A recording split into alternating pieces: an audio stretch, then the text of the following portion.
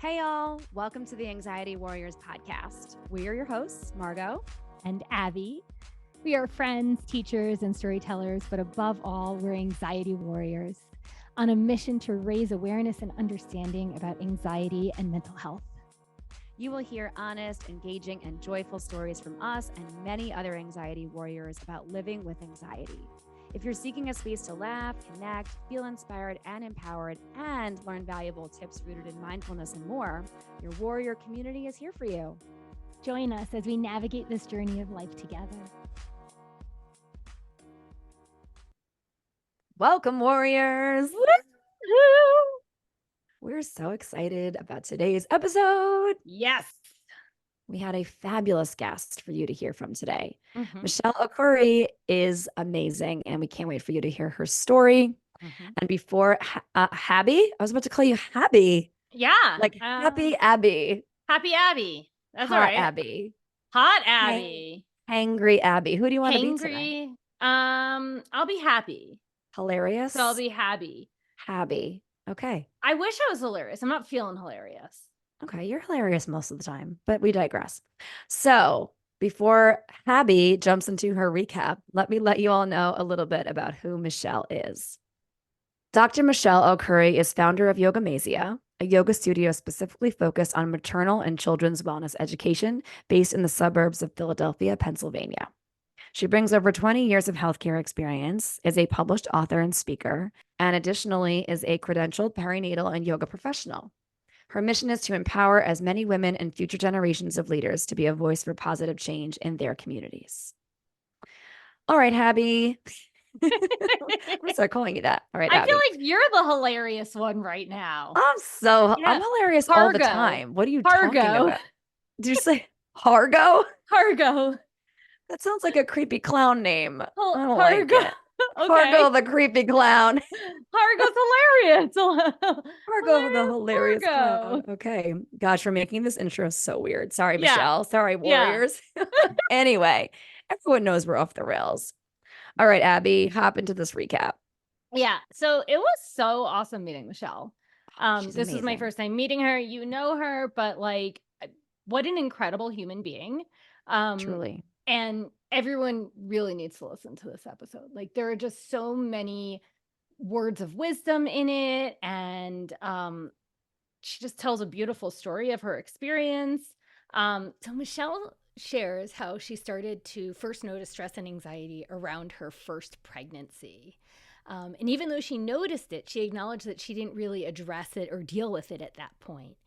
She also shares how, she has 20 plus years climbing the corporate ladder and living in the corporate world. And we dive more into what it's like being in the corporate world. And she shares her many epiphanies along the way. But what ultimately cultivated the most change for her was changing careers during the pandemic. And that was like a huge shift for her mental health, for her well-being.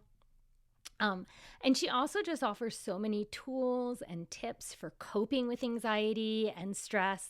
And she ends in such a beautiful way of like, be your authentic self. Like, just being you really alleviates a ton of unnecessary anxiety, Yeah. Why is it so hard? Right? I know. Yeah. Why can't we just do it? Yeah. Yeah. I don't know.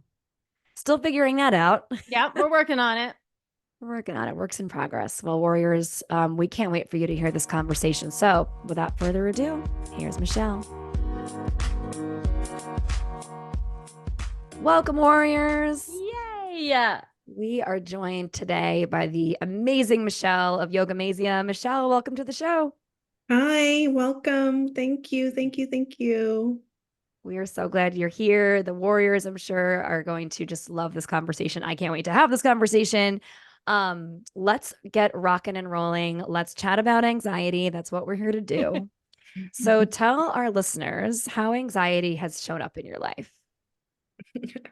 I think like most people, anxiety shows up in many different ways, many different forms, and probably for many different years that you didn't even realize. And in my case, for me, it showed up, or at least I would say that it was predominantly acutely aware of it during my first marriage. and I won't go into the details of the stress that was related to that, but found myself really, really not managing my first pregnancy. So my first pregnancy was very stressful in many different ways, mostly due to the marriage, but then also the pregnancy itself, that I was not really taking care of myself. I gained like 80 pounds. The delivery itself and the labor and the delivery, the labor was okay. The delivery was I pretty much, I will, for lack of a better word, say that I was completely ignorant, where I kind of had this premise of, well, we're women and we're supposed to have babies. And that was it. That was all of my preparation. So I think, as we moved along, tack that onto working, and trying to just be human. A lot of things, it builds up, right? It builds up. And when you fast forward that into a career of 20 years in the corporate life, that certainly didn't help, because I did not address it then. And it built up. It built up. And now I see it manifesting in even my first daughter and what she's gone through, and in fact why Yogamazia was formed in the first place. So yeah, I think it just depends on which part of my life, but at the same time, I think a lot of people don't even realize it, and probably because of the stigma that was related to it, we don't address it in ourselves. So it took me 20 years to address it with myself. Finding help, and getting intervention in terms of pharmacological options, but also using the other methods and means that might have already been available. And so by the time I got pregnant with my second one, I really was looking for a different outlet, and that's where I found yoga. Okay. And so I think as time went by over the years, had my first, had my second, had my third, it got better and better and better. So now I'm about to be 47. Exactly. I'm about to be 47 years old, and I feel like this is probably the best part of my life, in just being a person, knowing how to prioritize and balancing and doing everything else, physically, mentally, emotionally, everything. Right. So when did you realize, especially something that stuck out to me was like, well, we're women, we have baby, right? But that's all I was prepared for. I didn't know anything else, which sounds, honestly, I'm sure a lot of women have gone through something very similar, right? But also sounds terrifying, right? Like, it's my first pregnancy. I don't know what to expect. It's just, I mean, you see all these humans on the planet, so you know that women have all brought these people here, right? And like, so anyway, for me, I'm like, oh my God, that's so anxiety producing alone. But like, I wonder, like, if that kind of thought showed up a lot, like, like you said, like there was all these different things you had to like manage, all these like different hats you're wearing, being in the corporate world, being a mom, right? And I just wonder if that was part of the thought. Well, this is just how it is, right? And then like, so then my question is, when did you realize, like, oh wait, no, this is anxiety, not everyone experiences things this way, or like, when was this moment? What happened for you? So I think the specific point in my life when I knew that there was something, that it was something and that I was not addressing it, back in, it was pre-pandemic, I want to say it was 2018 or 2019. And, doing the working mom thing, being the wife, doing all these other things. I used to travel a lot. Most of the time, like 80-90%. That's how much. So, I come home, change, pack, go again. That type of traveler. Yeah. And in between there, we had gone on vacation, and we came back home, and I was getting ready to go on another trip, and I passed out. And ended up in the hospital, and ended up being diagnosed with a heart, I don't like to say condition. I just have to monitor things a little bit more. And when I was in my hospital bed, going through, you're hearing the doctors telling you, okay, well, what do you do? Are you stressed a lot? Are you, they're asking you these questions. And I'm like, OMG, I have been pretty much living my life.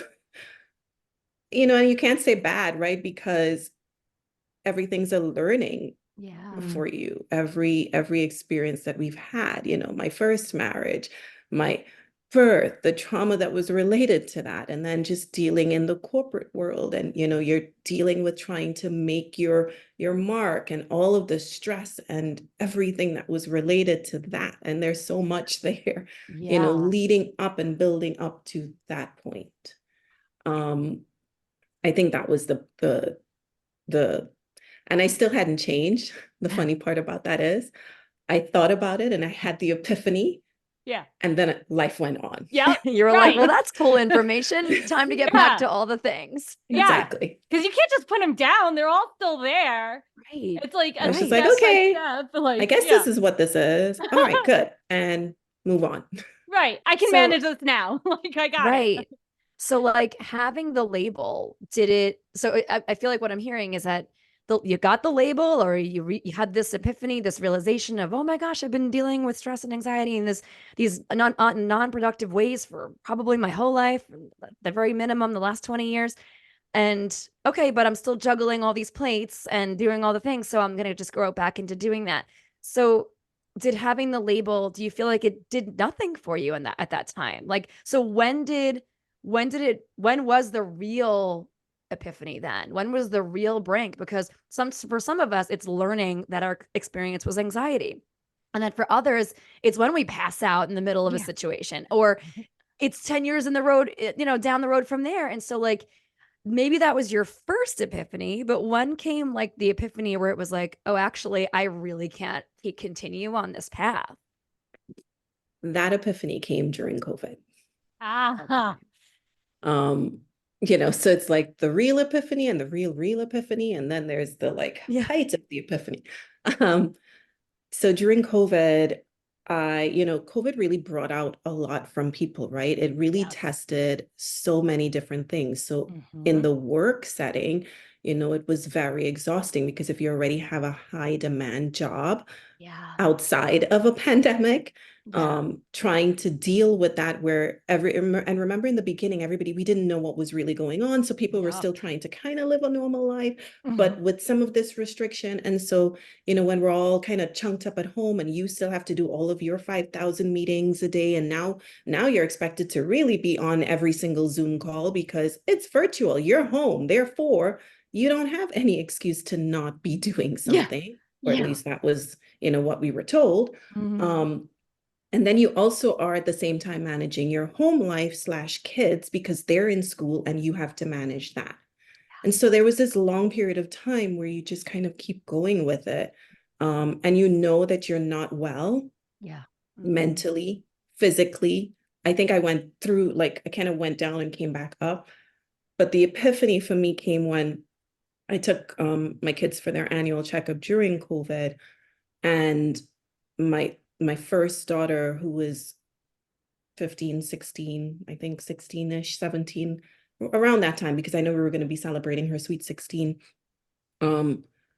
She went in for her annual visit, and the pediatrician told me that I should get her some help. And, I have a research background. So for me, everything is, if, it's kind of like when I was in the hospital, when the doctor is like, well, are you doing this? And are you doing this? And is this your life? And and you kind of go and you check it. You're like, oh, okay, right. Yes, maybe I should really be careful. But then I started doing some more research about the anxiety levels in kids. And, that particular moment was very crucial, because I was also at the height of a point where I was going through some stuff. I'm going to be very careful with my words, with my job. And I ended up taking a mental health break as well. Wow. Which sounds huge. That's when, so it all kind of came around the same timing. And ended up, going on, meds, therapy and all the other stuff. And so that point was also at the time I was going through it at the same time that was going on with my daughter. Yeah. So it was a lot. Yeah. It was a lot. It sounds like a lot. I mean, it like we've heard from so many people, either pandemic anxiety or, being a parent just in general and how many like responsibilities and things you have to think of and everything. But I will say that we haven't heard much about people speak about the corporate world, right? And I think Darius maybe right. It's taboo, A little right? bit, yeah, Exactly. Darius did. One of our previous guests, Darius, had talked about it a bit, and like just going from like 0 to 100 like that, the moment like he was in, right, the different situations and everything. And I wonder if you could just share, like, without sharing about your job or this or that, just a little bit about the stress of that, because one, my husband's in tech, he's in the corporate world, I see it, but I've never really lived it. I've been a teacher, right? Pretty much my entire life, right? Same. And so if you could, for Margot and I, and for like our audience, like just paint a little bit of like, there's like the backstabbing, and there's like the people say one thing to your face, and then there's something that's going on behind the scenes. Yeah. So if you'll share just a little bit about that kind of stress, because like, it's and remember, it's stress in a job or work environment. It's the same, right? It's just the level of the tension that you're probably dealing with. So I always like to break it down into the sense of, if you're thinking about it from, if you're comparing, let's say, a teacher to, me working in the pharmaceutical industry, at the end of the day, each of these organizations, your school district, administration, we all have objectives to meet, right? And so it's just the level of where you are in the corporate setting. There are more layers of, as you go through. And I had been there for 20 years and I kind of worked my way up the ladder, where you're really kind of starting from ground and then working your way up. And each of those trying to, prove yourself, for lack of a better word, each layer got, more and more. The higher you got, the more you have to kind of, and I will tack that on to, being a woman, being a Black woman, it doesn't matter how much experience, how much education you have, all of these. If I, look at my husband, who's a white male, he can walk into a room and just snap his fingers, everything will be great. I can walk into a room, do the exact same thing, and they'd be like, why are you snapping your fingers? Why is your face looking like that? Why, so there's already this perceived level of, attitude and behaviors. And even if you try to share what you're trying to help with whatever particular objective, it still didn't matter. And I'll give an example. I managed at one point $55 million in budget, the franchise that I managed. I worked in, we worked on a lot of different areas, specifically in how these drugs are put out onto the market. And a lot of that was education around the label, the benefits, the risks, et cetera. So it's really similar to what you do. And, if you're a teacher, you're teaching, right? But there's all these objectives that you're meeting, and you're trying to meet those objectives, and you're supposed to do it within the budget that you have, and you have a specific time frame and all these things, right? And so this is just an example, but imagine being responsible for that, your whole team of people, your whole, the information that goes out into the public domain that literally can help someone's life. In our case, we were dealing with cancer patients.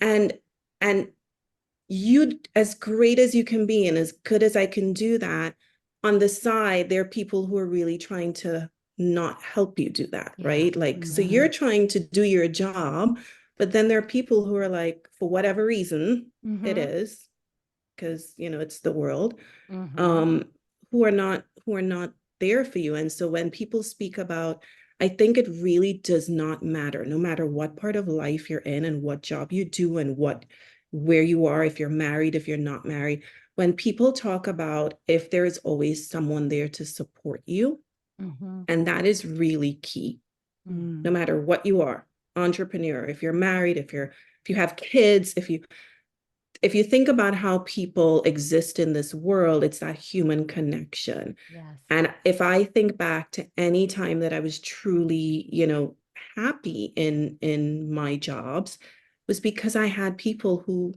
were there for me. Yeah. And who,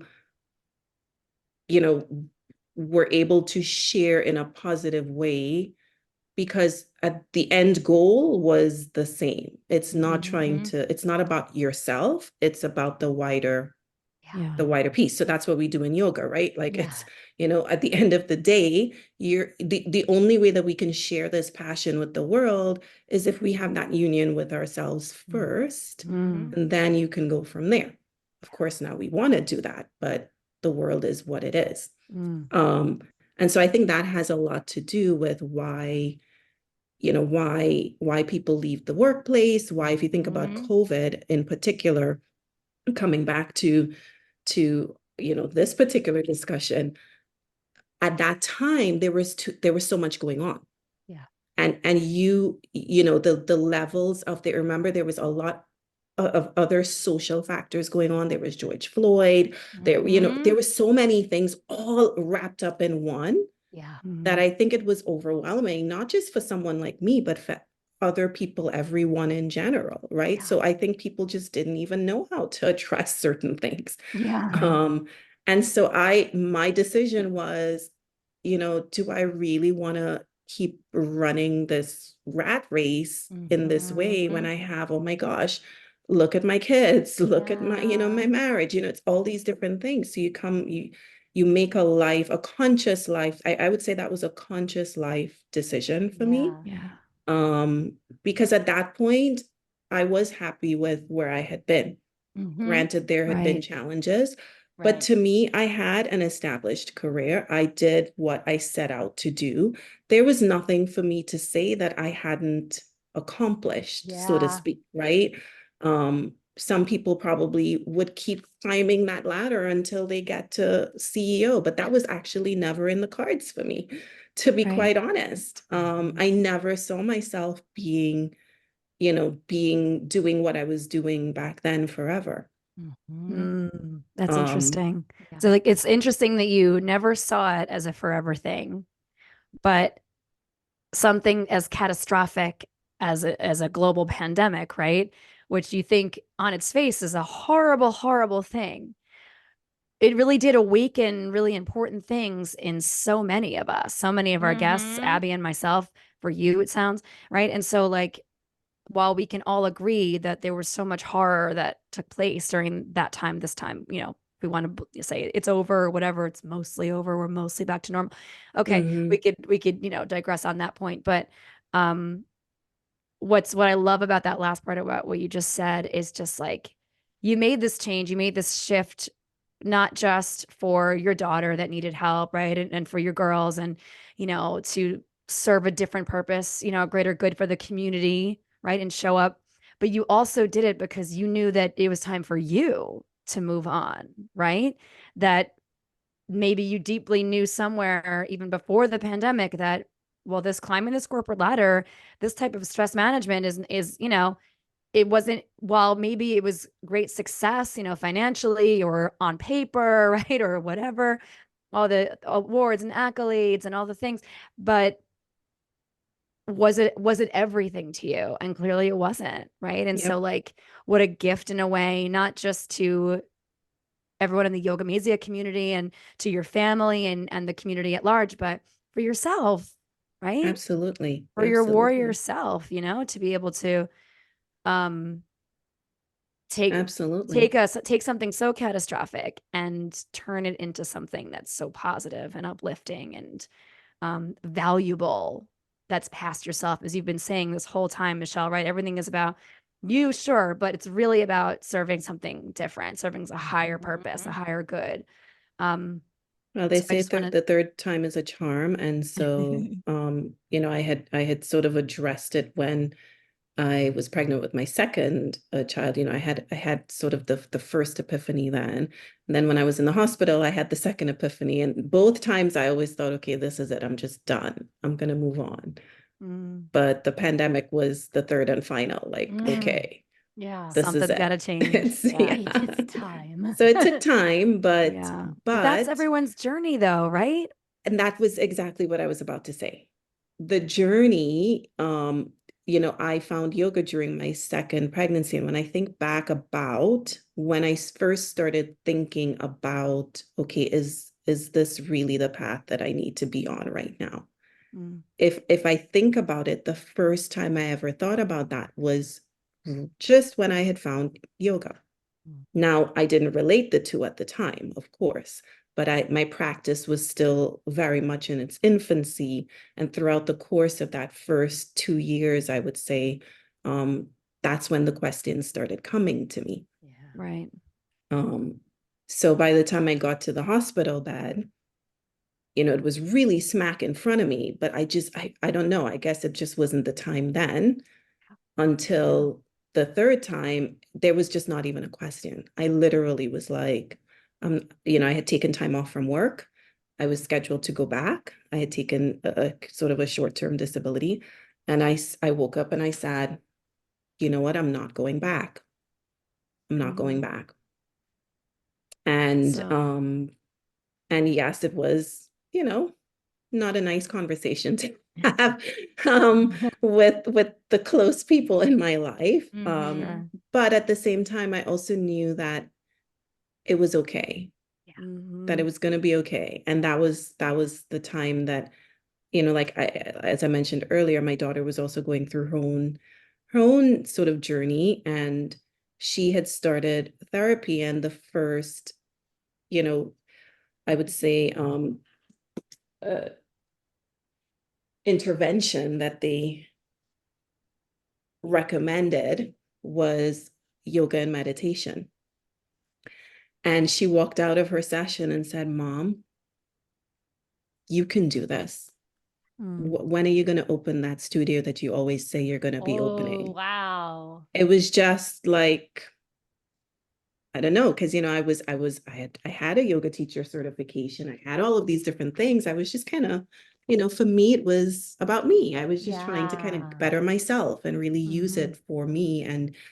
But I never in my mind thought, okay, yes, I'm absolutely gonna do this and share, and that's what I said. Like I always knew I was not going to be in that industry in my old corporate life for the rest of my life.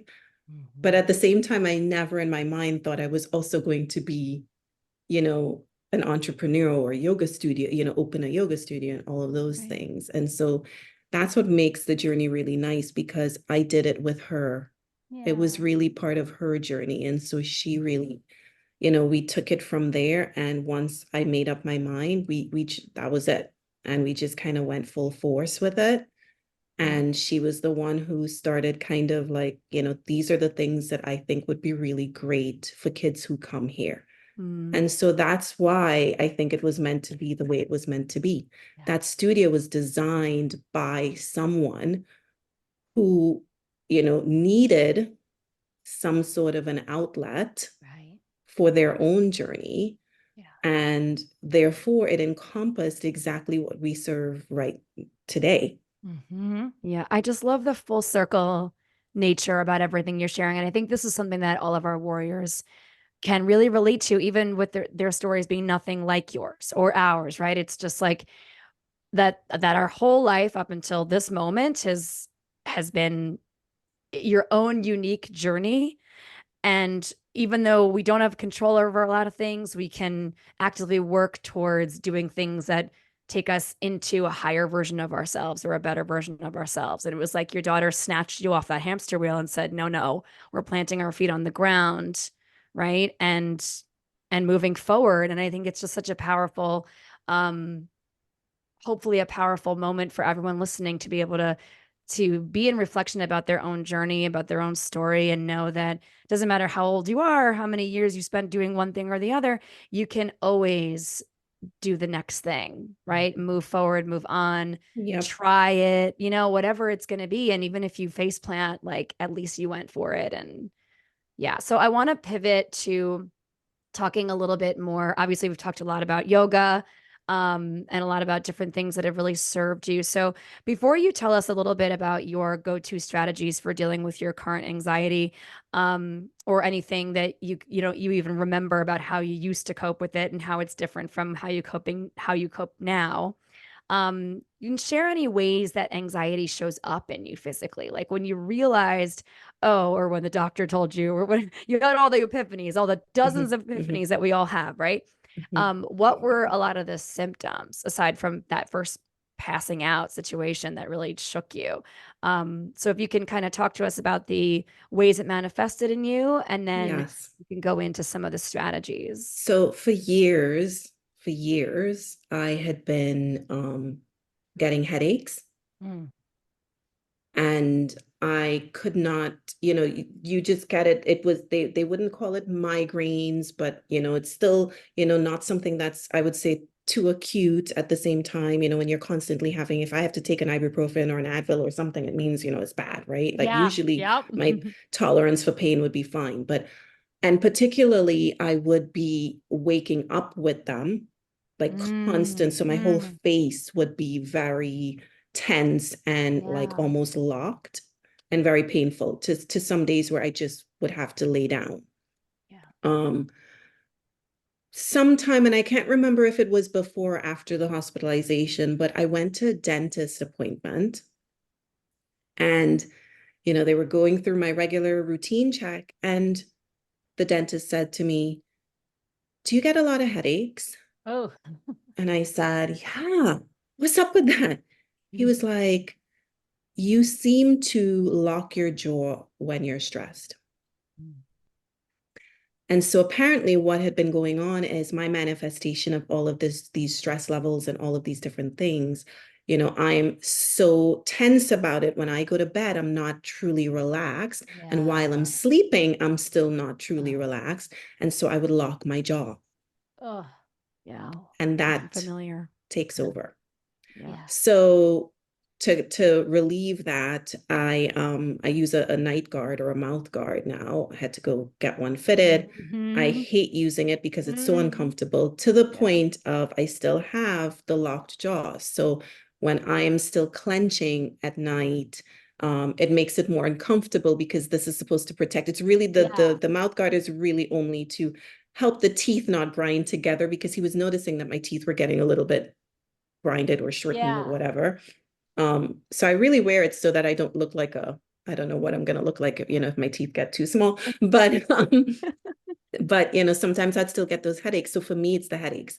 The other thing that manifests for me is I sweat a lot. And this is outside of exercising. Yes. Now, the We funny feel part you. about that is these days when I sweat, I have no idea if it's due to my anxiety level or the changing hormones in my body, because like I said, I'm turning 47 this year.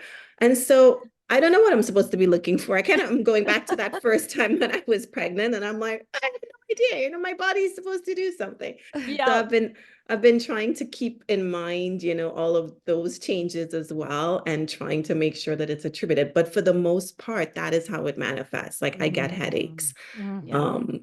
With it. And I know because, if I think about now, I'm just really aware of it, so that I think about, okay, what happened yesterday or what happened the day before? Like, what is it that's still, like if I go to counseling and it was a pretty intense conversation about something, and the next couple of days I have headaches. Okay, I know that I'm still kind of thinking about what that discussion was. So I know how to pivot when I need to.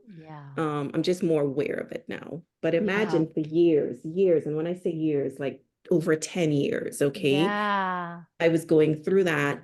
And again, you're not admitting to yourself that this is what this is. Right. Oh, I know Margot and I can so relate. One, to like the clenching of the teeth, right? Not, I mean, for me, not to the extreme of like waking up with headaches, but definitely I notice that a lot. And I'm like, oh, okay, time to relax, right? But also the sweatiness, for sure. Margot and I talk a lot about being A sweaty lot. Betties. And then also, once you turn your 40s, it's like, oh, now I don't know what to blame, right? Yep. I used to be able to blame anxiety, but now is it just I'm a woman in my 40s? Like, 100%. yeah. Oh boy. So what about some of your go-to strategies? What are the ways, not just when you notice it physically manifesting in you, but what are some of the things that we know yoga is one of them, but are there other things Mm-hmm. that when you're in it, when you're in the thick of a moment or, you know, or you've got stuff coming up that you have like pre-anticipation anxiety about, like what are some of the things that you do to like ground down and get back in the body?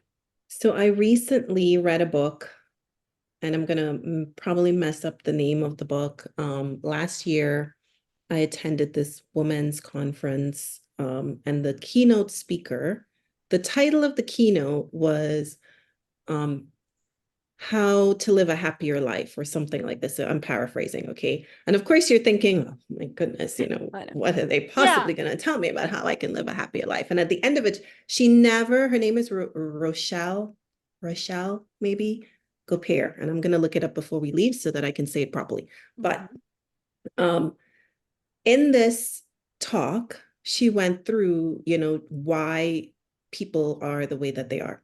And she spoke about her story and how she ended up getting to where she was. But at the end of it, she said, I'm going to tell you to do this one thing. And if you do this one thing, you will notice how your life is going to change. And I'm like, okay, fine. And it was so simple. She said, make yourself a happiness playlist. So this is like October of last year, and we're now in, almost 6 months in. Yeah. I go and I make this happiness playlist, and she said, whenever you have, first thing in the morning, first of all, after you give your gratitude and all these other things, put this playlist on. So I was like, okay, fine. You know what? I listen to music here and there, sure. Yeah. So I started making this playlist, and then I actually started, I'm like, you know what? Let me at least try it. Yeah. And just that one thing that changed my life. Now it actually helps my kids get ready for school faster in the morning. Like now they're like, Mom, are you going to play the happiness playlist? There's something, I guess, as we think about just physiologically, of course, we can go into that. But at the same time, imagine when you think about something simple as that, right? Yeah. And I bought her book, and the name of the book is like 30 Days to Happiness, or Happiness in 30 Days. Again, I'll look it up before we leave. But I immediately, after like maybe, I want to say a week, I started like feeling a little bit different. Yeah. I went and I bought the book, and then it just so happened that by the time I bought the book, it was the first of the month. The book came like right before the first of the month. So I had 30 days to Perfect. read it and do Yeah. everything. So it was really lining up. And at the end of the 30 days, it was not anything that you or I have never heard before. Like if I tell you all the things that they said to do, and for me, I used to read it first thing in the morning as I get up so that I could kind of implement in the day. And like I said, it's nothing that you've never like really thought about, but it just improves your whole attitude about everything, right? Like when you really kind of sit down, and again, nothing that you wouldn't know to do or have not heard before. Yeah. But it's But it's about simple creating the things habit. like that. Yeah. Right. And so whenever I get, this is my practice for the last 6 months, whenever I get into this, funk, Yep. I, and as I'm listening to new music every day, I'm like, oh, that's a good song to put on a playlist. And I put it onto my happiness playlist. And it's a mix. It's a mix of like really high upbeat type songs. It's a mix of like rap. It's a mix of like true woman empowerment. There's gospel in there. There's R&B in there. It's just a mix of songs that would lift me up. Yeah. When I need it. And so that's what I've been doing. That's my go-to. Oh my gosh. The other thing So that good. I've been doing, and this is probably definitely more than 6 months, but I can't remember when. I found not recently, but it's something that I implemented in the studio. So I was looking for ways in which, because you can think of all these different things. You guys are kids yoga teachers. You got to always keep it up, right? It was like, oh my gosh, what can we do? What can we do? And specifically for the tweens, they're in that, they're in a funk, right, as well. And I found the company called Calm Strips, which was someone who he suffered with his own anxiety. He was also autistic, and it's these sensory stickers and Margot, I think I probably gave you one when I saw you. And I had them and they were so useful, and I bought them for my kids. And they would stick them everywhere. They're on their notebook, it's on their lunchbox, et cetera, et cetera. And I started using it. It's on my phone, it's on my laptop. And Nice. it's just, just to take your hand and just feeling they're different surfaces that you can purchase. And just that alone, it's like, it just brings you to a whole nother level, right? And you can use it to like use your breathing techniques. You could do it for meditation. You could do it for mindfulness, whatever you use it for. And so I ended up reaching out to them, and it's like, can you make these for me in my fox? Because, I love the fox, which is the Yogamazia logo.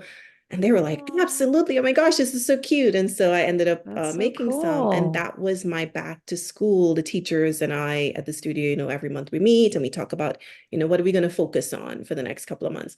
And so it was coming up to back to school time. And we were like, this is it. Everybody's always nervous about school.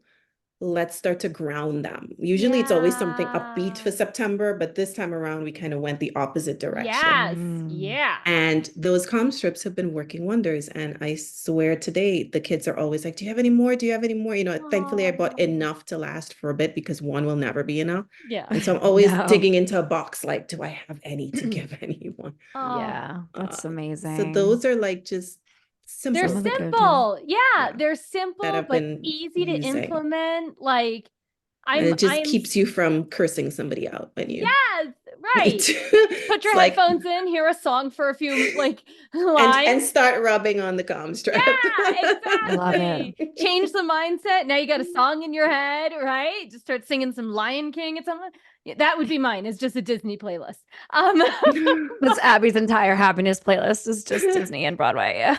No, I got pop too. I got some pop. Yeah, well, and then mostly I got the 90s. Mostly, yeah. I might like do some Shoop, right? Like I feel like I talked about Shoop last time. So. We did talk with Rachel too. We're on a Shoop roll. See? So I love that. Like it's just so easy. Right. And but even it with definitely changes. Yeah. Even with you could just use something that you're wearing right now and like pretend like it's right. It's just like touch something that's and textured. Even that's sensory, really. Mm-hmm. Exactly. You can do it outside in the nature, go for a walk and pick up a rock and whatever it is. It's very, again, it's nothing that we haven't like thought of or back to basics. It's just in a different way. Yeah. And the name of the author is Rochelle Gay-Pear. Okay. Maybe that might not be the way to pronounce it. And the name of the book is One Happy Thought at a Time, 30 Days to a Happier You. Love that. Love that. It's okay. Our listeners can Google. So that's, if you're not saying the name right, it doesn't matter. Yes. That's awesome. I'm going to be looking up that book too, because it really is always the simplest stuff that helps us the most.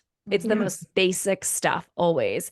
It's just about being intentional with it, right? Which is what we're always trying to do. It's like we're always calling them active practices, things that we forget to do all the time. But if we do them often enough, they become habit. They become something that's just part of our routine. So I think that's brilliant. So if you could step back in time and speak to a younger version of yourself, maybe that version of you was back when you were pregnant with your first daughter. Maybe that version of you was, during the pandemic or a million years ago when you were a little girl. If you could speak to a previous version of Michelle, what would you say?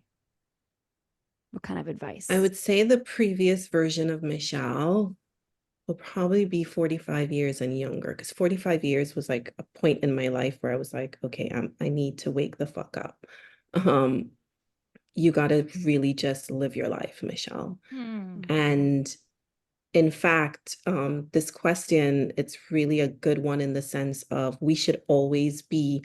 I went to see RuPaul last week, just had a book come out. Nice. And he basically spoke about, always going back to speaking to your inner child, like that 7-year-old version of yourself or that 13-year-old version of yourself. And the Oscars this weekend, Divine Joy won for Best Supporting Actress, and she had a beautiful speech. But the part that really hit me, which is going to be my answer to this question, is, all your life you're living to be this person, you're trying to be different, or you're trying to prove something or whatever, when all you needed to be was yourself. And so I think about that constantly when I think about my old life, even when I was growing up as a child, the things that were in my life, the values that were put into me, some of them good, but some of them were more societal, that we are embedded to believe and think and act. And therefore, it's a lot of stripping that I am doing at 47 years old right now. Yeah. Stripping away a lot of those beliefs and those systems that have oppressed us for so long to become that better version of myself. So that I can be a better version for my daughters, for my husband, for my family, for my friends, for my students, for my community. And so it's every day I'm learning that. I'm learning that. And I'm still, I would say I have more courage now. Oh, there are things that I would not have done or said or speak up or, anything, any of those things that we're trying to teach our kids now. I'm trying to instill that now so that they don't grow up the same way I did. And this is, it's, you can count in like bullying and all these other things, but it's a totally different thing. It's about you. It's about you and your person, who you are as a person and what you want in your life and who you want to become. The person that I became was not me. I think if I had to go back, okay, I'm a yoga teacher now, but I don't think I would have been in the medical field. I would have been in the fashion industry, I think. Somewhere in New York or maybe Hollywood. I don't know, really more, I don't see myself as this creative person right now, but I wanted to be. I remember that I wanted to be when I was younger. But for whatever reason, people don't believe in certain, paths of employment and whatever else. So if I think back of every choice that was made from education, et cetera, it was because that was the path that was started for me. And then I went from there. What if I made my own decision? I always think back today on that. I have no idea who I would have been. Yeah. You know what, though? Maybe it'll be the 5th iteration of you. The you never know, right? Can't turn back, but there's still forward. And, it's not to say that what, was in the past is wrong, or that there are any regrets. I think if I really think back on a lot of things in my life, maybe I regret like one thing. But I truly do believe, and I've accepted those were all, lessons to be learned to make me who I eventually became, to give me the courage that I have now.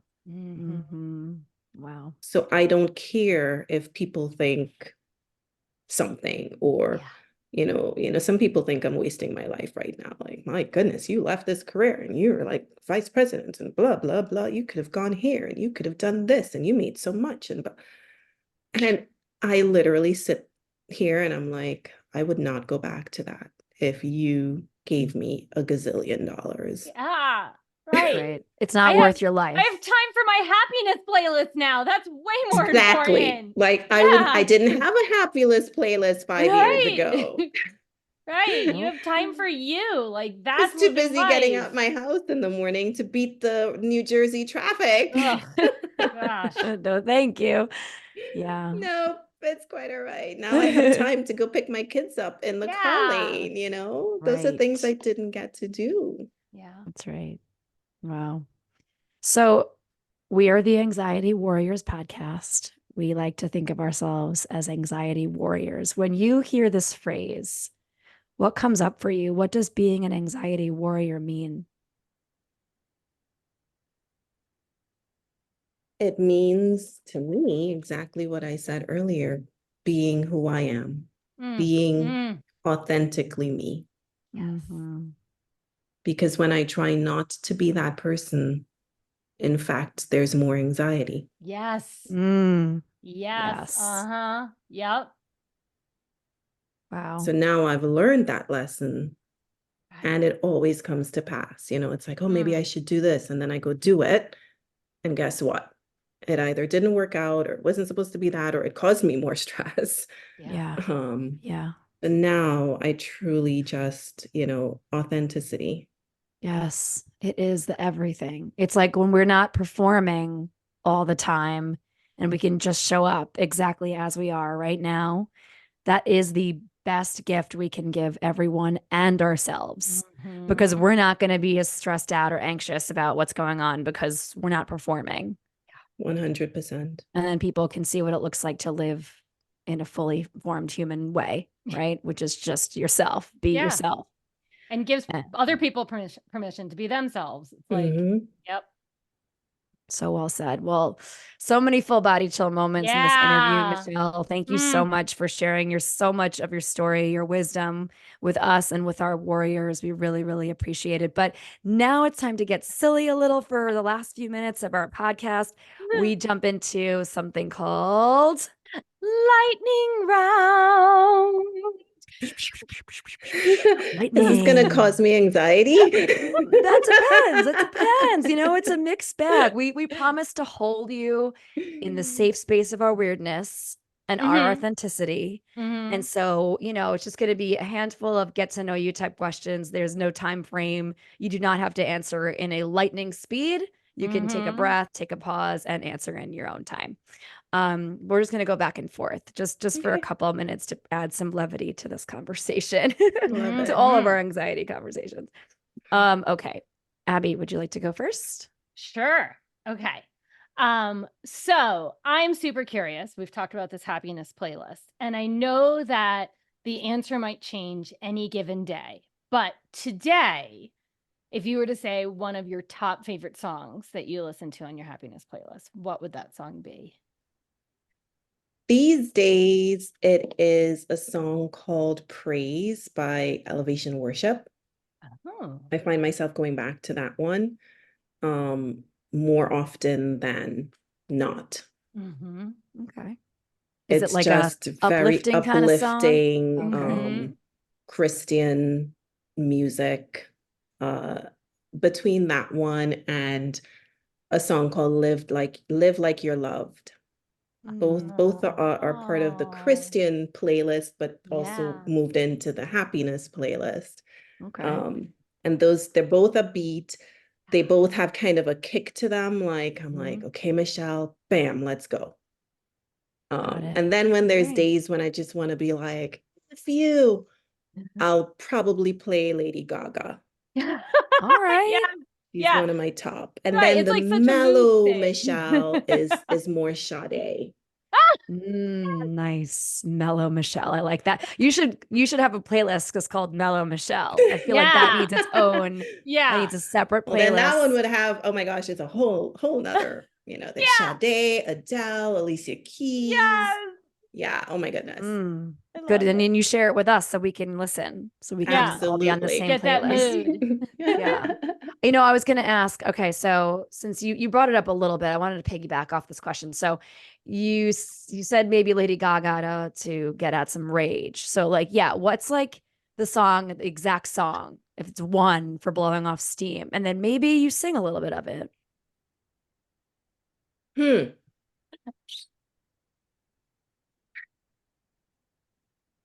I'm definitely not going to be singing, but Boo. well, because I don't know the words sometimes. It's like Oh, can you the hum song it? could really be like, there Could you you hum go. it? And then Yeah. it's like, You could hum it. I have so many. Oh my gosh, you're asking me to like, this is a hard question. I have I'm to like open my sorry. playlist now.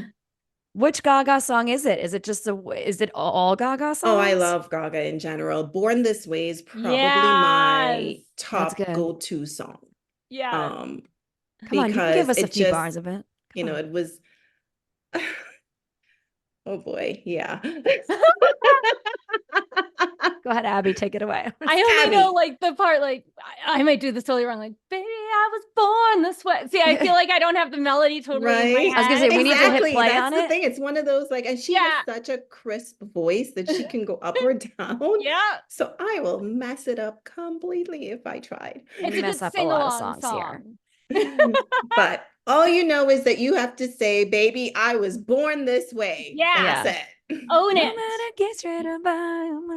I don't know. I don't know the words either. I like Something. Lady Gaga, but I don't. You know, it's not like I'm like a big fan or something. So I don't. Mm. I definitely don't know the words. But if it's on, I probably could pick up a few And words. Of that's like, how I am too. Like I yeah. absolutely Yeah. don't know any song, but then once it's playing, I'm like, I'll Oh, say some of the words. right. Your I'm just not one brain of those knows people it. that would be like word for word, like every single song. It's only the songs that I learned up until like the age of 20, right? Like my childhood, I can sing It's true. like the dinosaur song that I learned in kindergarten, right?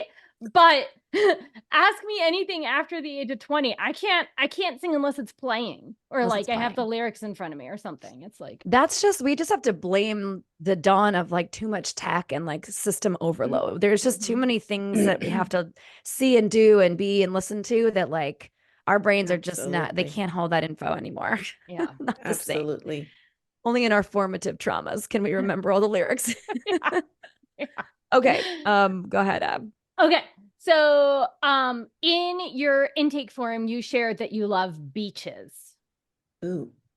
So, will you share? I don't know if this is like, I don't know if this is like even possible, but will you share one of your most memorable or favorite beaches? But then two, this is the part that I don't know is possible. Like a beach you went to and you're like, oh my God, this is horrible. I'm never going back to this beach. Yes, I can absolutely answer that question. All right. So, so first of all, I'm an American citizen, but I was born and raised in Trinidad, which is an island in the Caribbean. Mhm. So, that's the context. That's my base, right? I grew up on an island with Mm. beautiful beaches, and they're Mhm. surrounded by other islands with just as many beautiful beaches. And so I would say my favorite, other than being at home, my one request when we do go on vacation, on family vacations, which is few and far between, um, is that it has to have a beach. And in fact, we're going on our first family vacation since pre-COVID for spring break this year to Aruba. So I am really looking forward to those Nice. beaches. But Yeah. up until now, the favorites that we've had, we were blessed to visit the Maldives when I turned 40. Oh. And every single part of that trip was just the beaches, the snorkeling, I mean, it was just beautiful. Um, a couple years ago, we decided, of course, you hear everybody, they talk about going to the shore all the time. Now, I grew up a little bit in New York, so, I know somewhat of what, folks talk about. And I've been to like Ocean City, Maryland, and everybody was talking about the shore, Mhm. right? And I'm like, what is this shore? So my husband booked a trip to oh my God, I'm gonna forget the name. Cape May in Jersey. Oh, That the right yes. I one? think Okay. so. Yep. Good. That's to tell you how much the memory is like. You know where I'm going with this, right? I mean, Okay. the word Cape is in front of a lot of places around the country. I'm like, Exactly, but not like the nice Cape. I heard there's like nice ones up in Maine, and yeah. like I've Mhm. never That's been just the there. Cape. The Cape is like the nice Okay, one in Maine. good. So Yeah. not that Cape because I've never been there, and I Yeah. still Right. want to go and hope that it lives up to the to the talk and the hype. However, I've seen some in California, I've seen some in Louisiana, I've seen some down south, Carolinas, Florida. Of course, I'm yet to call any beach that I've visited in the United States a true beach. But if I really have to say that this was not a beach, Mhm. probably that one would be it. I All Okay. mean, right. we Yeah. went and You my heard it kids were here. like all gung ho. And I remember my kids have grown up on the islands with me, basically. Mhm. So they know the feeling of really beautiful, sandy, glassy, fine sand coming through their fingertips. And so they ran onto this beach all excited, like, oh my goodness. And it was like gravel, Oh. trying to build a sand castle. And I felt No. so bad. Oh. And so again, I really appreciate my life and I Mhm. appreciate living in the US and I Yeah. appreciate, all that it has to offer. But I don't think claiming beaches would be one of them. Mhm. Got it. Okay. Got it. Love Okay. it. That's Mhm. fair. Yeah. All right, just one more from me. What is your favorite element in nature and why? Mm. Well, my sign is fire. I am an Aries, fire. I Nice. come from an island, so warm weather, fire. Mhm. I do not do well in the winter or anything cold. So yeah, I Yeah. would go with fire. Okay, love it. Love I it. would say Good one. anything that, and when you really think about it, even my nature, I'm very hot-tempered.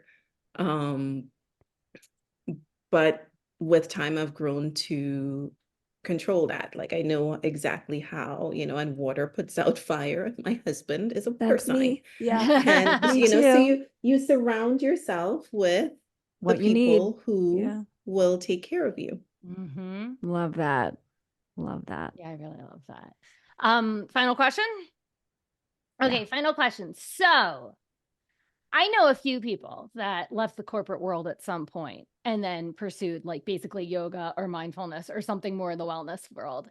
So if someone was thinking about leaving their corporate world and, pursuing something in the wellness fields, what is like one benefit you would tell them? Like one thing that you've noticed since leaving corporate and doing something in wellness?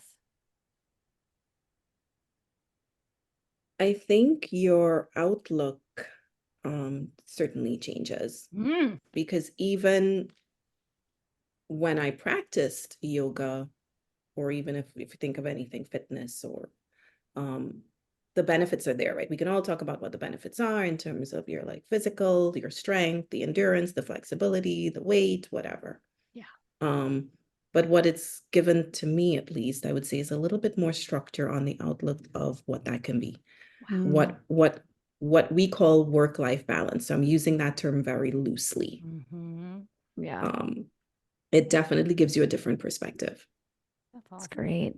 Yeah. That's good. versus, So, if you were just doing it, you're in your typical kind of corporate routine. Yeah. right.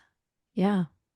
Okay, warriors, you heard it. If you're thinking of stepping away from corporate and moving into wellness, it's one of the benefits. I would Mhm. totally. I mean, again, Abby didn't come and I didn't come from corporate, but right, just doing something else. So like taking a shift and moving more into like the sphere of, care and wellness for self and others. I would wholeheartedly agree with that, Yeah. with that Yeah, I mean, assessment. I think that can relate in any setting, Yeah, really, or any industry. 100%. Oh my gosh. Well, thank you so much for playing with us, getting down in the mud a little Woo! bit. So we like to ask our guests to share a win of the week, big or small. So it could be something really minutia, something little that happened this week or recently that felt like a win, or something massive, right? That just felt like a super big win. So do you have a win of the week to share? I do. I mean, now wins for me take on a whole different perspective. But this week in particular, on Monday, a couple days ago, I recently visited one of my students. She's a doula client of mine. She had her baby a couple weeks ago. I was with her in the hospital, and she was such a warrior, for 3 days. Laboring through and getting there. She eventually had her baby. And so I was able to go see her baby with her and her partner on a couple days back. And Mm, it's just beautiful. Every time you see a new Oh, life coming into the world, yeah. it's an opportunity to, just be grateful for the life that you have and what you're yeah. sharing with others in the world. And knowing that I have that opportunity is so humbling. I mean, if, as a parent, it's humbling, but when you know that other people are investing their experiences into you, supporting them, Yeah. it feels so much more rewarding. Oh, And Yeah. so that was my big win for this That's week. massive. beautiful. I have so many friends that are doulas now. Just talking about like the difference of like about our lives or whatever. Like so many people, so many women in my community are birth or postpartum doulas or both, and that just seeing that all of their pictures of like these incredible births and these beautiful babies that they get to go visit with, for in the months to come. And it seems like, and as Abby and I are both non-moms, we're both child free, and um You are mom. it's such a well, your No, I'm teachers? not. Nope, very much unattached to that label. Thank you. But anyway, but You're a I mom just at heart. there sure. Okay, I maybe can adapt that for like 8 seconds. Now I'm sweating. But I think that what you do as a doula is such I mean, I've learned so much about childbirth, some of it unfortunately, because I've seen lots of Instagram pictures that needed captions or warnings, trigger warnings. Some things happen, but it really is amazing. And so Hmm. I just feel like that same loving, warm energy that you give out, Michelle, from so many of my good friends that are doulas, because it takes a very special person to help moms, right? To Absolutely. help women birth babies and go through that whole process. And so thank you for doing that work, because I've seen firsthand how valuable and important it is, in addition to being an amazing kids yoga teacher in business. No, thank you, both of you, for what you're doing as well and helping people like us. Mm, Because folks, we sometimes think that we're just going about our lives and everything's great. And I've learned that certainly with myself, where you ignore so many things, it's there on the inside, but then what's manifesting on the outside is something different. right, And right. so, I always think about that constantly and remind myself to address things when I need. And so Mhm. it's the same context when you're working with, kids or expecting parents or other parents, trying to really encourage and remind them that they're only human, Mm, just like us, and to get that help if they need it, whatever yes, that help may be. right, And in some right. cases, it might just be a hug Mm-hmm. Yep. Yep. Yes. Or a podcast. or this podcast. They might be That's listening. right. Thank you for saying this. There you go. Or this podcast. Yeah, no, I was just teasing. But thank you so much for sharing so much with us today. Tell all of our listeners how they can connect with you, where they can find you. We are online, yogamazia.com. Please check us out and connect with me anytime. Look forward to hearing from all of you. Yes. And at Yogamazia on Instagram too. Michelle's an amazing account. And a beautiful new website. Oh yes, absolutely. The social media, I'll get there. You're But doing I great. love it too, You're doing great. Yes. It's- All right. Well, thank you, Michelle, for being with us. Yes, Thank you. Bye. Oh, warriors. I just love Michelle so much. Yes. Yes. It was so nice to meet her. I know Yeah. she's so, I mean, I wish I felt like I mean, we're like friends, so I could talk to her for hours, but Yep. I could have just kept hearing her share so much deep wisdom for so much Oh my longer. God, I know. Yeah. And I already know this was a long conversation, right? It Yeah. was, and I love when we can really spend time with our warriors as guests and just like get to know their story. Mm-hmm. So thank you, Michelle, for being such a fabulous warrior and for sharing so much of your heart. Okay, my first takeaway, I think it was just how many layers Michelle's story had, Mm-hmm. right? She really painted such a broad and vivid picture of a long and beautiful and brutal life, right? Just Yeah. like so much that goes on. And it reminded me of not just my own journey, but of just the journeys of every warrior we've ever spoken to and just everyone in my life, right? Just like how much stuff happens. And she said she's about to turn 47, right? In that amount of time, we go through so many Mm-hmm. arcs of who we are and so many iterations of being ourselves. Yeah. And so I really just felt so impacted by the layers and the arcs of her story, of her journey, right? Yeah. Just talking about going from, you know, 20 years in the corporate world and climbing the ladder and, having that first epiphany and being hospitalized, but then not actually doing Mm-hmm. anything about learning about her anxiety until years later. And just how many different things that it reminded me of in my own story. And so I just thought it was a powerful reminder that like life is a journey Yeah. and not about a destination or about sprinting to the end or God, the end. I didn't mean to make it sound morbid, but like there's just something so beautiful. And I say beautiful, like I learned from Glennon Doyle, because it's such a true statement, I think, not just in Michelle's story, but for any of us, Yeah. right, can listen and relate to certain elements. And so I really just appreciated hearing so much about her journey and about how she's Mhm. come kind of full circle in her own humanity. And I don't know. I think Yeah. that's it. Takeaway one. Yeah. No, I'll just say this wasn't my takeaway, but I'll just add to that is when she was sharing, and especially when she was sharing like the last 5 years, right? For me, knowing that she's about 5 years older than us, it really sparked curiosity in me of like, oh, where are we all going to be in 5 years? Right? Yeah. Because so much can happen in 5 years. Like, and Right. so just bouncing off of what you were saying, like that definitely came up, and hearing her journey, it really made me think about like, oh yeah, we have five in another 5 years of journey, where will we all be? Right. Right. Right. And it could look so different. Right. Yeah. And so, like, for the warriors that are, if things are great, then okay, great. Maybe they'll be even greater. Or if things are not so great, something could Mhm. change tomorrow or next year or in 3 years and change your entire perspective on life or your entire life for the better. So yeah, it's Right. just like a reminder to keep holding on and keep the hope, you know? Yeah. There's the journey.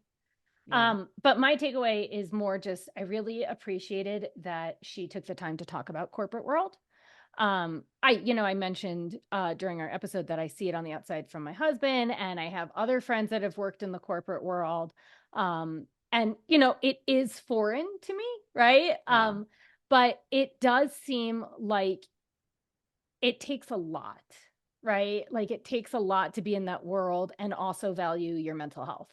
Um, Right. and there's like a lot of politics involved. And, when she mentioned, like, for some reason, like, some people weren't being helpful, right? And it's like, you don't even know why. Are they trying to get the judge? And she didn't say this part, but there's like that part of like, are they just trying to stab you in the back? Are they trying to see you Yeah. fail so they can have your job? Or, do they just not like you, for a dumb reason, right?